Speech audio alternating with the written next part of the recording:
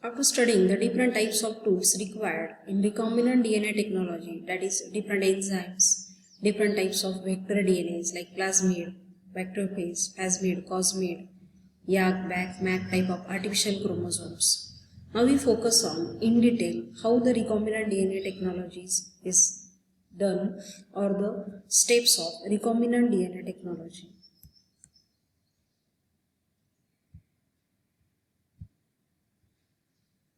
First step, isolation of the genetic material of any donor organism from which we have to isolate the desired gene. We must isolate their entire genome of their any cell, then fragment that entire genome of the donor organism with the help of restriction enzymes. In next step, screen the desired DNA fragment from all the fragments of entire genome. Then isolate the suitable vector or select the suitable vector DNA, either plasmid, cosmid, bacteriophage or any other types. Those are discussed in first session. With the help of DNA ligase, recombinate the desired gene with the vector DNA and make the vector recombinant. Then now this recombinant vector or recombinant DNA such as recombinant plasmid, recombinant phasmid, cosmid or bacteriophage now introduced into the host or any bacteria in which the recombinant DNA multiplies. We call them host. Then develop the colonies of that host bacterium so that in that host colony, each copy of the gene expresses and produces the desired product. Now harvest the product, purify the product.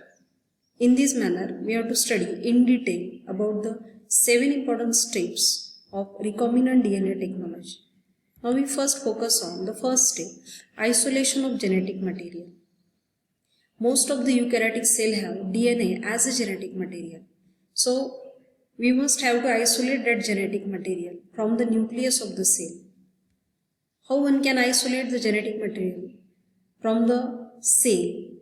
In case of bacteria, by using lysozyme, we burst open the cell and isolate the DNA.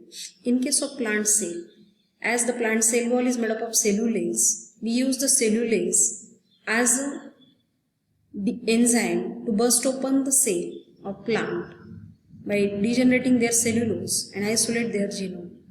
In case of fungal cell, the fungal cell is burst open with the help of chitinase enzyme, as their wall is made up of chitin. We use chitinase enzyme. So in this manner, by burst opening the cell with a specific enzyme, we isolate the DNA. When we isolate the DNA, they are not free from other biomolecules.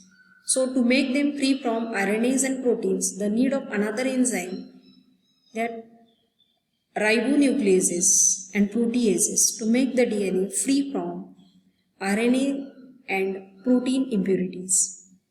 Then purified DNA, those are free from the different impurities or biomolecules. Now isolate and treat them with ethanol, and then we observe a fine threads of DNA. For example, the cell is lysed using detergent or different mentioned enzyme. Then we treat the isolated DNA with different enzymes like proteases and RNases. Finally, we observe the yellowish thin fibers of DNA in the test tube. This extraction is also called as spooning of DNA.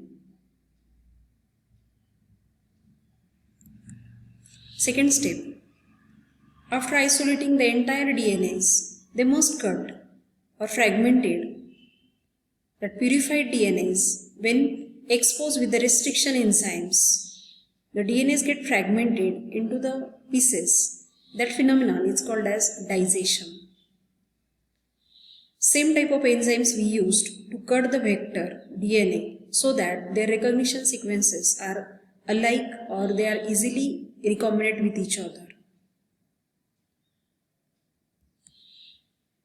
So isolation of entire genome from the donor cell, fragment of the DNAs by molecular seizure or restriction enzyme, screening of the desired sequence from entire fragments, then with the help of suitable vector, desired gene is allowed to recombinate in them with the help of DNA ligase and make the vector recombinant, introduce the vector into the host bacterium. For the introduction, different methods are there, like naturally occurring vector, plasmid, enters into their host bacterium called transformation. Naturally occurring viruses, if used as a recombinant vector, then they introduce into the bacteria by infection called as transfection or transduction. Along with this, some artificial procedures are also there to introduce the desired DNA into the host cell. By injecting them, they are called as microinjections, in which recombinant DNA, means desired gene with the vector DNA, is directly injected in the nucleus of the host cell. This technology is common in animal cell called microinjections. Sometimes the biolistic or gun methods are used. They are very popular in case of monocot plants because monocot plants are unable to infect by the agrobacterium or their TI plasmid. That is applicable only for dicot plants. So if you have to make the genetically modified monocot plants, then to transfer the desired gene into the monocot plant cell, this method is very popular, called as biolistic method or gene gun method, in which the desired recombinant DNA is shooted into the cell with the bullet. They are coated with the tungsten. Then another technology to introduce the desired gene with the vector into the host cell, that is disarming pathogens. Pathogenicity of the vector is removed. They are called as disarmed pathogens. Means they are able to multiply in the host cell, but they are unable to destroy the host cell as their pathogenicity is removed. And in the segment of pathogenicity, the desired gene is incorporated. This phenomenon is called as disarming pathogen. By this method, one can introduce the foreign DNA into the host cell. This is microinjection to introduce the foreign DNA. This is biolistic method to shotgun, means gene is bombarded into the host cell nucleus.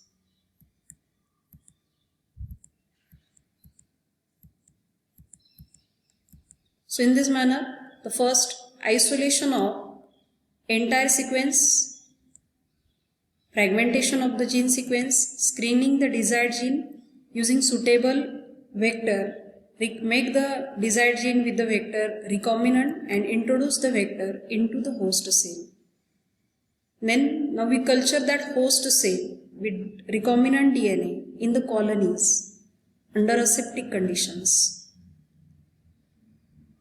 But finally time comes in that host colony, the multiplication is carried out. Along with that, the genes get multiplies and the genes express into the colonies and produces the desired product. For example, if we introduce the insulin controlling gene, now that bacterial colonies, those are not naturally produces insulin, but as they are genetically modified by recombinant DNA, now they produces the insulin. In this manner, what type of desired gene we incorporate into the organism via the vector, that type of production we observed in the colonies, like different vaccines, hormones, enzymes, clotting factors, etc. These are the short or brief steps: isolation of genomic DNA, fragmenting DNA, screening the desired gene, inserting the desired gene into the vector, introducing the recombinant vector into the host, culturing the host cell, multiplying the host cell, develop their colonies. In the colony, desired gene express and produces the desired product. Those we harvest as per the 7th step of the recombinant DNA technology.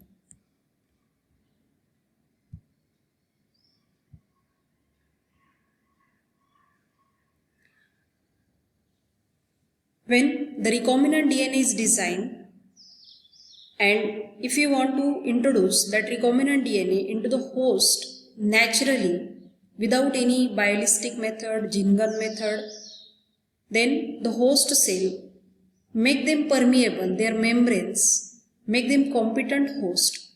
The different things are used, like by providing the chemical treatments, make their wall permeable so that they receive the foreign DNA with a recombinant host or vector. Commonly used competent hosts are E. coli, Agrobacterium tumefaciens,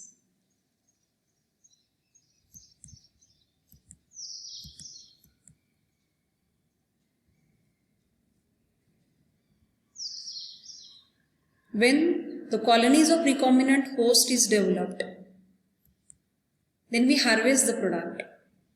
For the large scale production, there is a need of bioreactor. In that bioreactor, this is the two different types of bioreactor. This is simple stirred tank bioreactor and this one is sparge stirred tank bioreactor, in which we culture the host colony for a particular time and then we harvest the product by lysing the entire colony.